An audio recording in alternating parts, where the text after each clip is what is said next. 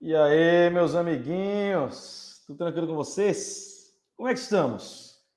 E nessa tarde aqui, né? 12 horas aqui. Como é que você tá? Tá tudo tranquilo com você? E aí? Tudo sussa? Tudo filé? Ah, Rafael, eu não aguento mais estudar para o Revalida. É, meu amiguinho, estudar, meu Deus. É bom demais não ter que estudar esse negócio. Eita, aleluia, glória a Deus. E agora estudar é pior, que você estuda para residência. Ai, aí vamos lá. Você ainda está nesse sofrimento. Próximo sofrimento daqui a pouco. Pense logo nesse sofrimento. Então vamos começar aqui nossa live de hoje. Para mim é um prazer estar aqui com você. Sempre é um prazer inenarrável estar com você. Não se esqueça disso. E eu gostaria de iniciar essa live falando uma novidade importante. Não sei quando você está assistindo a live, certo? Mas hoje, dia 14/6, nós, às 9 horas da noite, hoje às 9 horas da noite, nós teremos um evento maravilhoso, meu amigo, maravilhoso, onde eu vou ensinar para você. Ah, Rafael, eu não sei estudar para Revalida, eu não sei como é que eu faço. Eu vou ensinar para você como é que você faz, de grátis, totalmente gratuito, de graça. Eu vou ensinar para você como é que você faz para aprovar no Revalida. Não é estudar, não vou ensinar você a estudar, vou ensinar você a aprovar no Revalida. Rafael, mas todo mundo que segue seu método aprova? Não, nem todo mundo aprova, porque cada pessoa tem o seu tempo, certo? Mas já temos aí mais de 700 alunos aprovados, em nome de Jesus. Não? Gente demais aprovado. Então, para um curso tão pequeno, né, com resultado tão grande. Quando a gente faz a turma de prova prática, geralmente é 60%, 70% dos alunos aprovados. Então, o resultado é maravilhoso. Então, o método funciona. Tem várias entrevistas aqui no meu canal do YouTube que você pode assistir, né? As entrevistas aí dos alunos que aprovaram. Então, hoje eu vou assinar gratuitamente, de forma gratuita. Olha, é gratuitamente, de forma gratuita. Não? Ou seja, enfatizando aí bem que você não vai pagar nada e você vai receber todo o ensinamento de como é que as pessoas aprovam no Revalida. Você vai ver testemunho, você vai ver como é que faz, eu vou explicar o passo a passo, como é que você tem que estudar, e você tem tempo de aplicar ainda esse método para a prova, né? Então, faz estar perto da prova. Então, eu convido você fortemente a que você participe. Não deixe de participar. Hoje, às 9 horas da noite, estaremos reunidos na Maratona Revalida. Então, vai estar aqui no YouTube, né? Você vai estar aqui liberado totalmente no YouTube. Não sei quando é que você está assistindo esse vídeo. Essa live é gravada para assistir depois, então nós estamos em 14/6/2023, então essa informação ela é só ao vivo. Você está assistindo gravada depois, então ela não serve para você. Procure saber aí quando é que vai ter a próxima Maratona Revalida. Essa daqui é ao vivo, a maratona ao vivo. Hoje, às 9 horas, nós faremos essa maratona. Então você está convidado a participar, é rapidinho, aí no máximo 1 hora de maratona. Então vamos falar muitas coisas importantes. Geralmente a gente passa 40, 45 minutos aí falando. Então, não tem desculpa. Ah, o horário não. O horário é maravilhoso, todo mundo já está sem fazer nada. Só quem realmente trabalha à noite que não vai poder participar. Certo? Então, eu convido você, participe, que vai lhe ajudar demais. Certo, meus amiguinhos? Então, vamos lá. Vamos lá fazer aqui a nossa live. Sem mais delongas, deixa eu aumentar aqui a nossa tela. E vamos embora para as questions do Revalida. Olha, coisa linda. Diz assim, ó. Uma paciente com 54 anos, portadora de nefropatia diabética no estágio 5 de CADIGO, né? Comparece ao ambulatório de nefrologia de hospital terciário, onde faz seguimento de sua terapia por diálise peritoneal ambulatorial contínua. Então, ela faz diálise peritoneal ambulatorial contínua, que é o CAPD, instituída há alguns meses. Então, essa paciente, ela faz a diálise peritoneal ambulatorial contínua. O paciente relata certo desconforto abdominal e aspecto turvo do líquido que é drenado da cavidade peritoneal. Então, veja, ela tem desconforto abdominal e o aspecto do líquido é turvo. Possivelmente é infecção, né? Drenado da cavidade peritoneal. Nega febre ou outros sintomas e refere aumento de peso nas últimas semanas. Ao exame físico, a paciente se mostra normotensa, afebril, com dor leve à palpação abdominal difusamente. Exames laboratoriais que recentemente realizou revelam hiperglicemia e hipoalbuminemia. É coletado material da cavidade peritoneal através de catéter da diálise peritoneal ambulatorial contínua, né? para análise citológica e cultura para germes comuns. Acerca da condição que afeta essa paciente, assinale a opção correta. Então, a gente tem aí, no enunciado, um quadro que é muito comum, de uma complicação da diálise peritoneal, que é a peritonite, né? O paciente apresenta dor abdominal e esse líquido que sai, que é coletado, ele é turvo. Então, isso daí é a peritonite, apresenta peritonite, certo? Dor abdominal e o líquido turvo. Então, aqui tem que ser feito a cultura, né, desse líquido que é coletado e dando uma cultura positiva, ou então presença de leucócitos mais do que 100 mil, dão características compatíveis com a peritonite, né? O tratamento tem que ser um tratamento de amplo espectro e você não deve permanecer com o catéter, não deve ser feito através do catéter para evitar aí a contaminação, né? Certo? Deve ser feito o tratamento antibiótico de amplo espectro, então durante 14 dias. Agora vamos ver aqui o que falam as alternativas da peritonite, né? Letra A, o quadro clínico mais comum é o descrito, sendo rara a presença de febre e outros sintomas constitucionais. Não, o paciente apresenta sintomas constitucionais, né? Por exemplo, apresenta dor abdominal, pode ter alteração do estado geral. Então, letra A está equivocada. Letra B, o diagnóstico provável do caso é sustentado apenas se estiverem presentes mais do que 250 mil polimorfonucleares por milímetro cúbico. Não, né? Então, a gente faz presença de mais de 100 células por milímetro cúbico, 100 leucócitos, né? Leucócitos maiores de 100 células. Então, não são 250 polimorfonucleares, são mais de 100 leucócitos, certo? Então, aqui está errado. Letra C. A ocorrência de hiperglicemia e hipoalbuminemia é explicado pelo processo infeccioso, não podendo ser causas tão somente da CAPD, não. O diluente que é dado para diálise é glicose. Então, é por isso que ele tem hiperglicemia, certo? E a hipoalbuminemia também é comum nos pacientes que fazem diálise, né? Então, letra C está errado. Letra D. O tratamento do caso envolve a retirada do catéter, tá certo? Vai retirar o catéter, né? E caso haja cultura, ou seja, caso a cultura para germes comuns isole um bastonete gram-negativo hidrofílico, como a pseudomonas, tá certo? Se der pseudomonas ou fungos, por exemplo, ou outras bactérias, vai retirar o catéter, né? Então tá certo. Letra D tá certo. Ou seja, é uma questão que é um tema dos 10%, que não aparece sempre no Revalida, mas a lógica por trás dela é simples. Olha, ele está fazendo diálise, usa um catéter para fazer a diálise, não é isso? E foi retirado o líquido, então ele tem dor abdominal, a diálise, e foi retirado um líquido que mostra para a gente que ele é turvo, que tem infecção. Né? O líquido turvo não é comum, esse líquido retirado.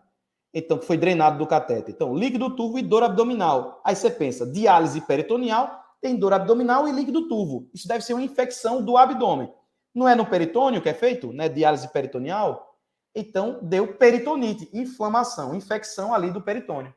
Se eu isolo ou mais de 100 células de leucócitos por milímetro cúbico, se ele tem mais de 50% dessas células são neutrófilos, então pelo menos 50 células são neutrófilos, e dá cultura positiva para algum micro-organismo, então eu já tenho a confirmação da infecção. E aí eu tenho que retirar o catéter e fazer um tratamento de amplo espectro. O conceito é simples, é só você pensar um pouquinho que realmente faz muito sentido. Não é isso? Então era o que a gente pensaria. Se você tivesse catéter em qualquer lugar, tivesse infeccionado, dado o líquido turvo, né? Então quando a gente tem meningite, por exemplo, e a gente não tem o líquido turvo e eu não penso em bactéria, então é mais ou menos a mesma lógica. Agora, lógico, essa é uma questão específica que não aparece no Revalida sempre, não é verdade? Então, resposta letra D, de dado, e é isso aí. Vamos para a próxima pergunta. 32, né? Questão 32, diz assim, ó, uma paciente com 54 anos apresenta tosse e expectoração e astenia há 5 dias, acompanhado de dispneia aos médios esforços e um pico febril. Ao exame físico, encontra-se consciente, contactuante, descorada, desidratada, com presença arterial de 90 por 60. Frequência respiratória de 23 incursões respiratórias por minuto. Frequência cardíaca de 120 batimentos por minuto. Saturação de O2 de 90% em ar ambiente. Tá certo. Murmúrio vesicular presente em hemitórax direito e diminuído em hemitórax esquerdo, abolido em base esquerda. Tu tem alguma coisa que está abolindo, né, o murmúrio vesicular à base de esquerda. Cadê? Abolido na base esquerda. Sem ruídos adventícios. Radiografia tórax demonstrou derrame pleural à esquerda. Foi realizada a toracocentese, seguida de drenagem pleural, fechada à esquerda. O líquido de aspecto turvo, tá vendo, olha? Retirado o líquido, ele é de aspecto turvo. Foi encaminhado para análise, sendo confirmada empiema pleural, ou seja, a infecção gerou um empiema pleural. Então, ele tem derrame pleural, que gerou um empiema pleural aí. Acerca do líquido analisado, interfere-se que. Então, a gente tem um líquido que tem infecção. Poderia ser qualquer líquido infeccionado, ele teria características similares. Por exemplo, o pH maior do que 7,2. Então, vamos imaginar que tem a presença ali de bactéria, né? Por isso que tem o empiema pleural, o derrame pleural, era uma pneumonia, derrame pleural e empiema pleural. Beleza. O que eu vou encontrar nesse líquido? Bactéria, não é isso? Se é uma infecção bacteriana, por isso que deu empiema pleural, o pH vai estar aumentado ou reduzido? Na presença de infecções bacterianas, a gente tem redução do pH. Então, ele não pode ser maior que 7,2.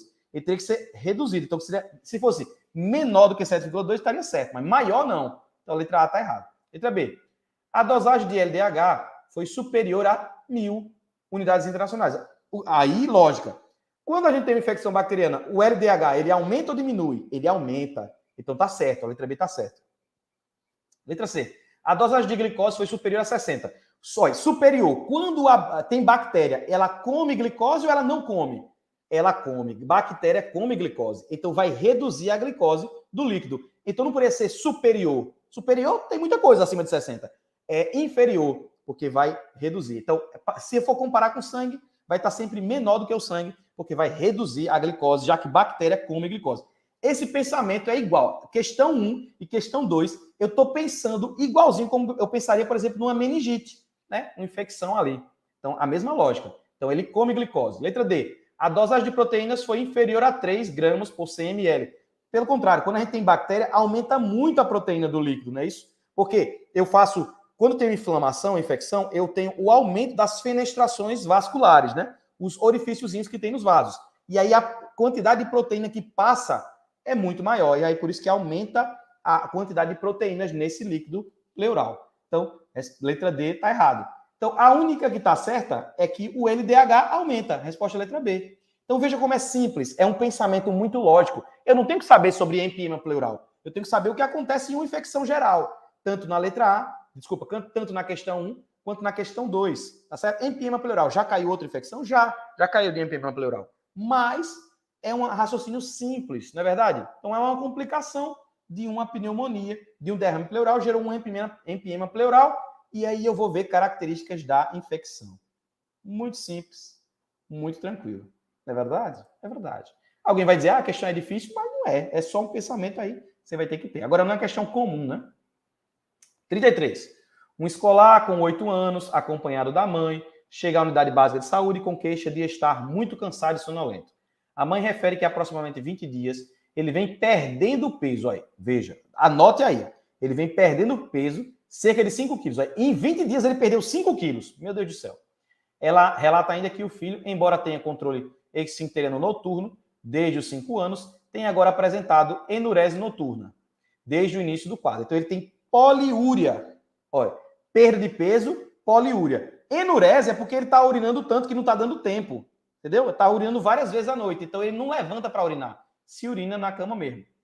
Começou a apresentar dor abdominal de moderada intensidade, sem localização específica, intermitente, associada a náuseas e vômitos. Então, ele tem dor abdominal associada a náuseas e vômitos. Uma vez ao dia. Ao exame físico, aqui ele se apresenta em regular estado geral, hipocorada, afebril, acianótico, mucosas secas, hipoativo, faces de dor, normotenso. Ausculta pulmonar, não há ruídos adventícios, frequência respiratória de 50 respirações por minuto, com movimentos respiratórios amplos. Ausculta cardíaca sem alterações. Frequência cardíaca de 90 batimentos por minuto, abdômen doloroso, a palpação profunda, com ruídos hidroaéreos presentes, sem massas ou visceromegalias. Após o manejo inicial, qual das opções a seguir apresenta o segmento a longo prazo adequado para essa doença? Vamos lá. Temos uma criança que está urinando muito à noite, que está perdendo peso, certo? Ele está perdendo peso. Então, olha, perda de peso, poliúria. uma criança de 8 anos com dor abdominal, náuseas e vômitos, perda de peso. Isso está parecendo que é só enurese? Se você acha que é só a enurese, não parece, né? Não parece que é só enurese. Se fosse só enurese, a gente ia tratar de uma forma. E se for outra coisa que vocês poderiam pensar, trataria de outra forma. Vamos ver aí, ó. Agora vamos ver uma criança, o que ela tem. Vamos ver as alternativas para a gente pensar. Letra A. O apoio familiar é fundamental para que o problema possa ser controlado, evitando-se as complicações, uma vez que se trata de uma doença crônica. Deixa essa alternativa, vamos para as próximas. O uso ambulatorial de farmacológico com análogo sintético de vasopressina, associado ao tratamento psicológico, com alarme, costuma levar à remissão do processo por volta de 15 dias. Essa alternativa, ele está dizendo para você que ele está considerando o quadro clínico como uma enurese. Só que isso é só enurese? Essa criança está urinando à noite porque ela perdeu o controle do esfíncter ou porque ela está com algum quadro psicológico? Será? Mas por que ele perdeu 5 quilos em 20 dias? Por que está com dor abdominal? Por que está com regular estado geral? Então não bate, né? Não faz sentido. A letra B está errada. Letra C. Os pacientes apresentam com frequência períodos de remissão, que geralmente duram décadas, conhecidos como por lua de mel, sendo desnecessária a reposição hormonal ao término desses períodos. Na letra C também ele está tratando como se fosse uma enurese. Está dizendo para você, ó, isso é uma enurese. Não tem problema nenhum, não. Não se preocupe. Inclusive vai ter período de remissão. Não é enurese, não, viu? Tem mais coisas. Está estranho. Letra D. A adoção de um estilo de vida saudável, alimentação balanceada e prática de exercícios físicos regulares é considerada um pilar do tratamento, sendo desnecessária a terapia farmacológica a longo prazo. Está dizendo, ó, não precisa tratar com nenhuma medicação. É só alimentação. O que essa criança tem? Olha, qual é a doença que dá? Poliúria, polifagia, perda de peso, polidipsia. É a diabetes, minha gente. Ele tem poliúria, mas tem perda de peso. Isso é um quadro de diabetes tipo 1. Uma criança de 8 anos tem uma dor abdominal, descompensação. Pode, dependendo do nível de glicemia, do bicarbonato, do pH, do ácido, pode ter até uma cetoacidose, que é por isso que ele está meio sonolento. Então, pode ser que seja uma cetoacidose diabética isso, mas eu estou pensando aqui em diabetes. Então, veja, ele fez uma pegadinha para você pensar que era enurese, e aí a resposta é letra A. O apoio familiar é fundamental para que o problema possa ser controlado, evitando-se as complicações, uma vez que se trata de uma doença crônica. A diabetes é uma doença crônica? É lógico. É exatamente isso, diabetes tipo 1. Resposta letra A. Tá vendo aí? Que malandragem fizeram com você? Ah, meu amigo. Você pensou que era enurese? É não. Isso aí não fecha diagnóstico para enurese, porque tem muito mais coisa que está aparecendo. Isso aqui está parecendo um quadro de diabetes, né? Uma cetoacidose, criança sonolenta, regular estado geral, dor abdominal, está parecendo até uma cetoacidose diabética, né? Então, resposta letra A. Eita, fácilzinho. Você foi enganado? Logo quando eu vi essa questão, eu não fui enganado. Muitas vezes eu sou enganado, mas nessa daí não me enganaram, não. Viu? Tem muito mais coisa, né? Porque eu falo direto para vocês. Olha, criança de 8, 9 anos, descompensação, aí tem a característica, o bicarbonato baixo, o açúcar está alto, o pH está baixo, e aí eu sempre falo disso de cetoacidose, e é sempre a mesma coisa, né? Descompensação na infância, a gente tem que pensar em diabetes. Não posso ficar voando, comendo bola nesse caso, não. Questão 34. Paciente secundigesta, pesando 70 quilos, é encaminhado ao pré-natal de alto risco em razão de história de abortamento espontâneo na 8ª semana, na gestação anterior. Traz consigo um exame de mutação homozigótica do gene da enzima metilenotetrahidrofolato redutase. Meu Deus do céu. Pronto. Essa é a minha crítica ao Revalida. Uma questão dessa não era para estar no Revalida. Mas de jeito nenhum. Mas nem... Isso é muito específico. É uma questão de hematologia altamente específica que não faz nenhum sentido. Certo? A única informação que eu vou dizer para você que essa enzima, a mutação dela, mesmo que seja homozigótica, ela leva a quadros muito leves de alteração.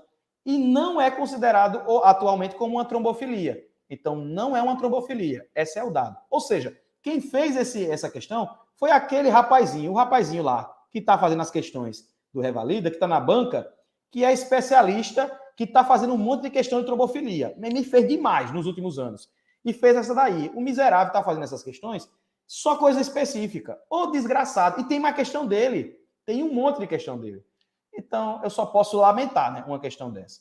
Mas a informação Aí você vai memorizar, é uma informação de memória, que pode ser que seja comentada em alguma vez na sua vida, mas que é uma dos 10% que não é o foco do meu estudo aqui com vocês. Eu tenho que ser sincero com você que isso daí não vai estar em canto nenhum para você estudar, muito específico. Então, só a informação é que a mutação dessa enzima, ela não gera nenhuma repercussão séria e grave para a gestante, e por isso que o tratamento tem que ser dar seguimento de pré-natal habitual. Olha, o médico que atendeu essa paciente com esse histórico de ter um abortamento espontâneo na 8ª semana, ele pensou assim, poxa, tem uma mutação nessa enzima, o abortamento espontâneo, vou enviar o paciente para gravidez de alto risco para que seja avaliado. Ele, na maioria das vezes, os médicos fariam isso. Só que esse exame com essa mutação não é um exame de gravidade, mas aí tem que ter um conhecimento muito específico. Então, metileno tetrahidrofolato redutase. Olha, você vai saber um negócio desse? Mas nunca você vai saber. E nem vai estudar isso nunca. É uma pegadinha de residência que o cara botou aqui, porque ele não é acostumado, com certeza, a fazer questão de revalida. Deve ser um médico que pegou alguma questão de residência aí, né? Ele está miserento fazendo aí, copiando questões de residência e colando no revalida. Esse é o dado. Então, eu vou dar o segmento do pré-natal habitual, porque isso não é considerado uma trombofilia. Certo? Resposta letra A. Eita miséria. Não é não? É assim, eu vou fazer o quê? Você quer que eu diga o quê? Você quer que eu minta para você, dizendo que não acontecem essas coisas? Acontece. Tem questão que é assim, e a gente tem que saber as outras para poder não perder essa. Certo? Mas como eu estou aqui com você, faço todas. Mas você, com certeza, não vai estudar essas coisas para o revalida. Questão 35. Um paciente com 68 anos, branco, previamente rígido, é atendido em consulta agendada na atenção primária, com diagnóstico recente de hipertensão arterial estágio 2, sem comorbidades. Olha, tem 68 anos, é rígido e está em estágio 2. Estágio 2 a gente tem que começar com 2 medicações, não é isso? É isso. Seus exames físicos laboratoriais não mostram lesões de órgão-alvo. O paciente relata não fazer uso de medicamentos e foi classificado como portador de fragilidade leve pela escala de fragilidade clínica, apresentando risco cardiovascular baixo pelo score global de risco. Então, ele não é um idoso rígido, porque a fragilidade é leve, não é um idoso frágil, não. No projeto terapêutico para esse paciente, além da mudança do estilo de vida, inclui-se terapêutica medicamentosa e metas de pressão arterial e de segmento mais adequados. Nesse contexto, a conduta recomendada é iniciar. Então, como ele é estágio 2, já começa com 2 drogas. Só que aí onde é que tá? Vamos ver aqui, ó. Tratamento não medicamentoso para se atingir a meta pressórica. Tá errado, né? Tem que já começar com 2 drogas, porque é estágio 2. Letra B. Terapia medicamentosa com bloqueador de canal de cálcio, associada a inibidor de enzima convertedora de angiotensina, em doses baixas. Tá certo, né? 2 drogas. Ele usou um losartana, por exemplo, né? Não, é inibidor de enzima convertedora de angiotensina. Ele usou um IECA. Então, é um captopril, né? Enalapril, que ele usou foi isso aqui. Um IECA, né? Inibidor de enzima convertidora. Não é a melhor droga, a gente usa losartana, né? Mas usou o IECA, tá certo, é primeira linha, né? E um amlodipino, por exemplo. Então, o IECA, enalapril mais amlodipino, captopril mais amlodipino, né? Por que se evita o IECA? Porque dá efeitos adversos em alguns pacientes, né? Então, o losartano, por exemplo, não tem. Então, o ARA2 ou o BRA2, ele não tem tantos efeitos adversos, né? Já o enalapril, captopril, seria isso, né? Então, seria um amlodipino e um captopril, por exemplo, né? Foi o que foi usado aqui. E aí, onde é que está? Marca retorno em 30 dias e para aferir a sua meta pressórica. Então, o que acontece? A meta dele é essa daqui, ó, de 130 a 139 de sistólica, de 70 a 79 de diastólica, tá certo. Só que aqui manda dar tratamento não medicamentoso. E aqui diz que a PA tem que ser menor do que 140/90, por quê? Quando a PA é maior ou igual a 140/90, é onde você inicia o tratamento farmacológico, né? Com essas 2 drogas. Então, resposta é letra B, de bola, fácilzinho. Monoterapia com espironolactona nem é utilizado como primeira droga e nem é monoterapia. Letra C está errada. O beta-bloqueador também não é droga de primeira linha, né? Em monoterapia, tampouco. Então, letra D está errado. Então, a única resposta correta é a letra B de bola, fácilzinho. Idoso rígido, né? Letra B. Se fosse idoso frágil, era pior ainda. Tinha que colocar mais coisa ainda. Agora, poderia ser monoterapia se fosse idoso frágil. Certo. Vamos lá. 36. uma mulher com 52 anos comparece à consulta médica na unidade básica de saúde com queixa de dores musculoesqueléticas crônicas, mal localizadas, difusas, acima e abaixo da cintura. Refere que o quadro tem cerca de 4 meses de evolução, tendo surgido aparentemente após episódio de dengue, não grave. A paciente também refere fadiga e quadro depressivo a longa data. Além de transtorno de articulação temporomandibular e síndrome do intestino irritável. Relata apetite preservado, seu exame físico é normal, salvo por dor à compressão e palpação muscular difusa. Olha, dor à palpação muscular difusa é fibromialgia, minha gente.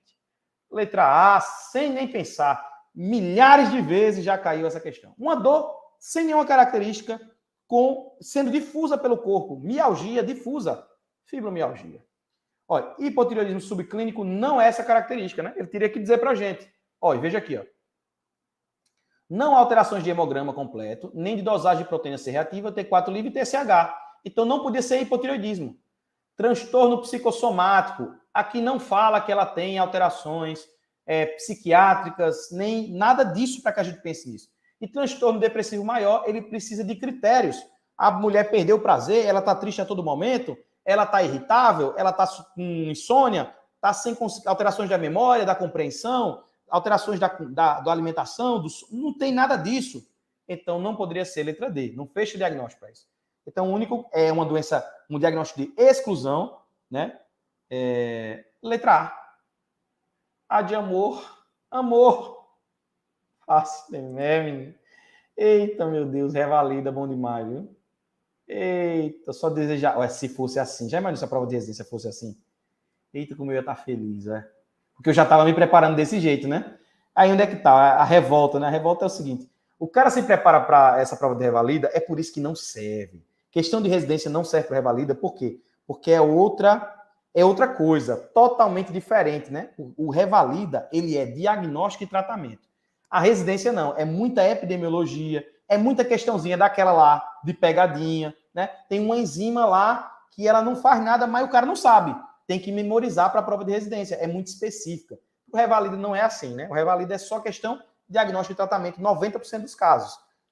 É a conduta ali que você vai fazer. Então, 90% dos casos é isso aí. É por isso que eu digo, é muito bom estudar para o revalida. É muito bom porque é o que você faz no dia a dia. São os pacientes que chegam, na maioria das vezes. Agora tem um 10% de questões que é injusto, que não serve, que não deveria estar, mas a gente tem que aprender a trabalhar com isso aí. Então eu já sei que tem 10% que eu não vou acertar, que eu tenho que colocar na minha cabeça que eu não vou acertar. Se eu acertar, melhor ainda. Mas eu já não conto. Então eu conto que eu tenho a possibilidade de tirar 90 pontos. Né? Do 100, 90. Essa é a minha possibilidade. Certo? Essa é a minha possibilidade. Se eu tirar 99, maravilhoso. Se eu tirar 100, maravilhoso. Mas a minha meta é essa daí. Se eu dobrar a meta, né? Se eu atingir mais do que a meta, vou ficar muito mais feliz. Mas eu tenho que saber já de cara que o mais provável é que tenham 10% das questões que sejam praticamente intuitivas, mas se você tiver alguma coisa na sua cabeça sobre o tema, você não vai conseguir fazer as questões na maioria das vezes, né? Eu estou falando de forma geral. Alguns médicos, eles conseguem, têm conhecimento sobre aquela questão específica e acertam a questão, né? Mas, na maioria das vezes, no maior parte das pessoas, elas não vão acertar. Então, você tem que já pensar nisso. É a mesma coisa que eu falo para os meus alunos, quando eu falo de recurso, por exemplo. Eu digo para eles que 80% das pessoas que passam na prova prática é só depois dos recursos. Então, não adianta se desesperar quando você precisa de recurso para poder aprovar. Vá, faça seus recursos e lute até o final. É isso que eu digo para você. Ninguém me deu essa orientação quando eu fui. Então, eu desisti. Ó, tá vendo como é importante ter essa orientação? Quando eu fui fazer a prova, ninguém me deu essa orientação para a prova prática, por exemplo. Eu fiz lá, faltou 1,25. Se eu tivesse feito mais recursos, eu tinha aprovado. Mas eu não fiz, eu desisti, fiz de qualquer jeito. Entendeu? Então, tem que lutar até o final. Não pode desistir. E vai ter questões que você não vai conseguir responder. E você tem que aprender a lidar com isso. Aqui lembre, aqui eu não estou ensinando medicina para vocês. Aqui o meu objetivo é fazer uma estratégia para que você tenha o melhor resultado possível. Essa é a minha lógica.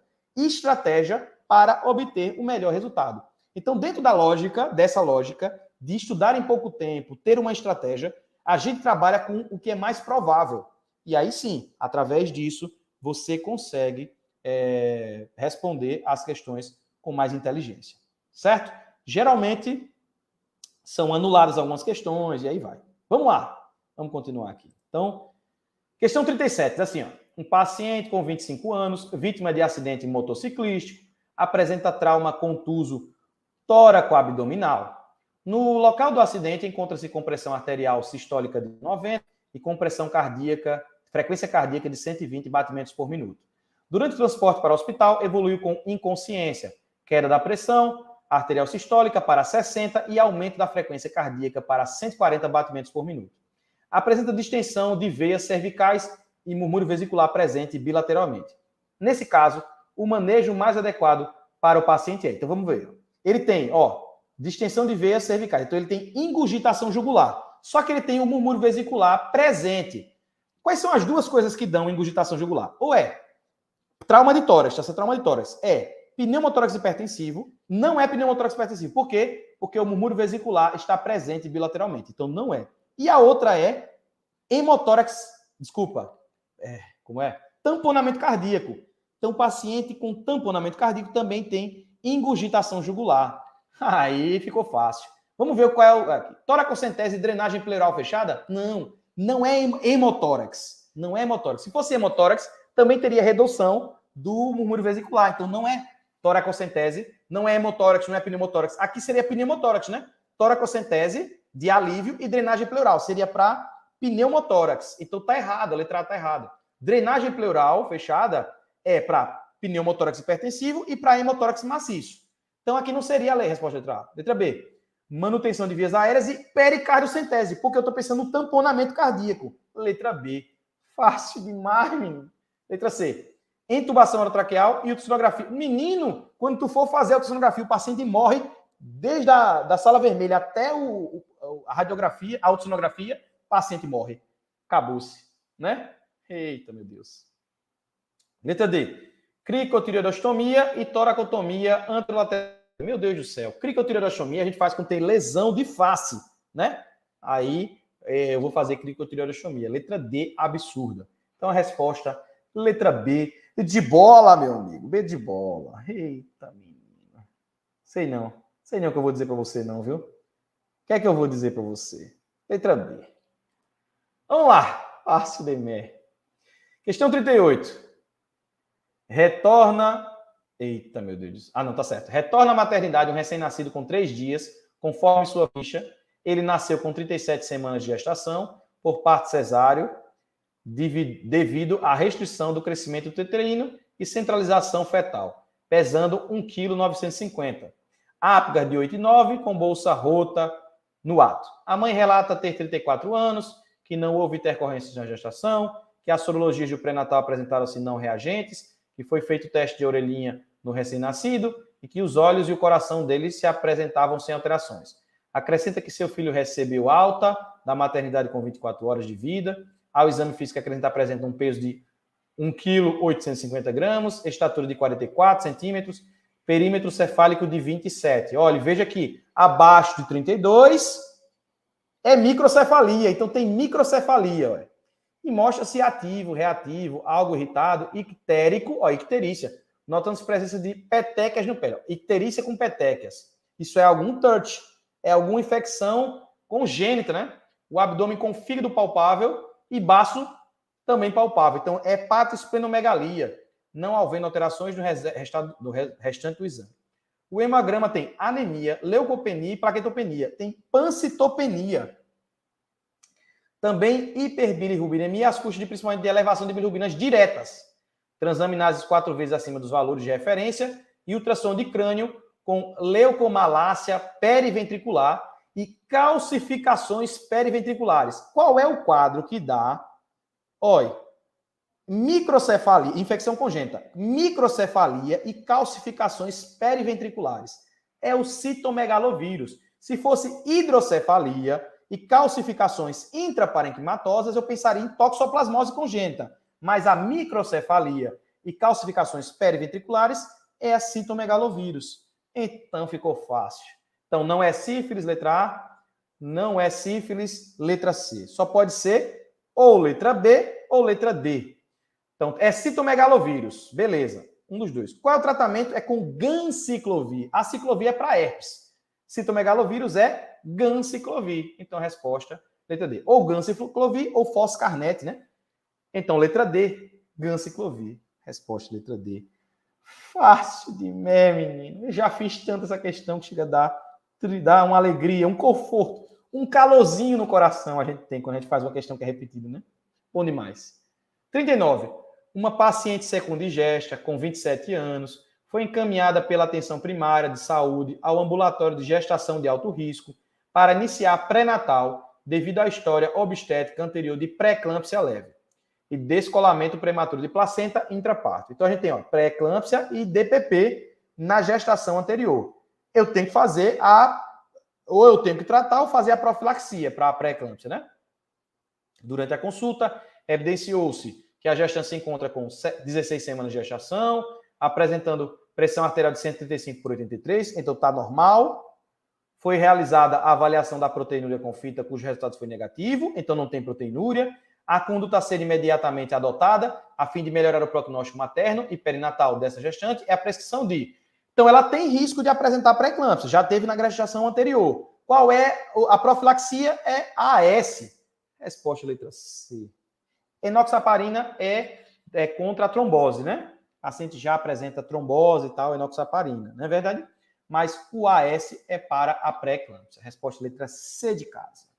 E já teve essa questão, essa que é a terceira vez que cai essa questão, igualzinho, do mesmo jeito, sem problema nenhum. E por última, questão 40. Uma primigesta com 22 anos, dona de casa, comparece à unidade de saúde da família, apresentando os resultados dos exames solicitados na primeira consulta de pré-natal, realizada há 3 semanas. Ao final do primeiro trimestre de gestação. Permanece sem queixas, refere estar usando regularmente o ácido fólico, sulfato ferroso prescritos, mas diz estar preocupada com o exame de hepatite B. Olha, menino. O médico verifica que a tipagem sanguínea é O positivo, que os testes rápidos para sífilis, HIV e hepatite C foram não reagentes e que todos os outros exames estão dentro da normalidade, ou seja, não tem nada. Vamos ver aqui agora. Apresentando a gestante, no entanto, antígeno HBS não reagente. Isso é bom ou é ruim? Bom, né? Não tem infecção. Se é antígeno S não reagente, não tem infecção. Antígeno é como se fosse um pedaço, não é como se fosse, é realmente um pedaço do agente, né? Da hepatite. Então, antígeno S não tem, então não tem infecção. Anti-HBC total não reagente, então não tem infecção também, né? Não tem nada. Agora, anti-HBS reagente. O que é o anti-HBS? É o anticorpo contra o antígeno S, ou seja, é o anticorpo contra a hepatite C, a hepatite B. Então, ela não tem antígenos e ela tem o anticorpo. Significa o quê? Que ela está imune. Imune à hepatite B. É isso que quer dizer. Não está doente, não. Ela está imune. Letra A. Resultado compatível com hepatite B aguda? Não, de jeito nenhum. Seria antígeno S positivo e anti-HBS negativo para ser hepatite B aguda, né? Letra B. Resultado compatível com hepatite B crônica? Não, tampouco. Nada que ver. Letra C. Só se fosse para ser crônica, teria anti-HBC, IgM positivo, né? IgG negativo. Aí seria, desculpa, IgG positivo e IgM negativo, porque IgG é crônico, IgM é agudo, né? Então não seria não. Letra B está errado. Letra C. Resultado indica a susceptibilidade ao vírus da hepatite B? Não, está errado. Susceptível é quando ele não tem o anticorpo. Então seria anti-HBS não reagente. Aí seria susceptível. Aqui ele está reagente. Então ela é imune. Resultado indicado de imunidade ao vírus da hepatite B. Resposta letra D. A única possível. Letra D de dado. Fácil. Demer. Eita, meu Deus do céu. O que é que você quer que eu diga? Diga que é difícil? Você quer que eu diga que é impossível? Não vou fazer isso, né? Brigo muito com a minha esposa por causa disso. Porque ela tem pensamento... Não, mas aí sempre pensa, né? Do jeito mais conservador. Meu pensamento é alucinado, meu amigo. Vai dar certo, vou conseguir, vou conquistar. Eu sempre penso muito positivo. E eu acho que, na minha opinião, para a prova do Revalida, vale a pena você pensar positivo. Agora, sabendo das coisas que você tem. Então, é um pensamento muito objetivo e direto. Você tem que saber o que você pode, o que você não pode, até onde você vai imaginar que você vai acertar. E se você superar suas expectativas, maravilhoso. Mas não se frustre. O importante é seguir o caminho correto. Se você está no caminho certo, o mais provável vai ser a vitória. A derrota só existe para os que desistem. Se você continuar vencendo, conquistando e indo para frente, você vai ter a sua vitória. Papai do Céu abençoe todos vocês. Hoje, às 9 horas, teremos Maratona Revalida Live 1. Não perca a Maratona Revalida. É gratuito. Eu vou ensinar como é que você vai aprovar no Revalida. E é muito fácil, muito tranquilo. É simples, mas é trabalhoso. E você precisa ter orientação. Então, eu quero dar essa orientação para você. Se você gostou dessa live, escreva aí #LiveTop para eu saber que você gostou. E eu quero agradecer a participação e a presença de todos. E não se esqueça de curtir, compartilhar, se inscrever no canal e compartilhar com o máximo de pessoas essa live aqui, que me ajuda demais, certo? Tchauzinho para todos e até mais.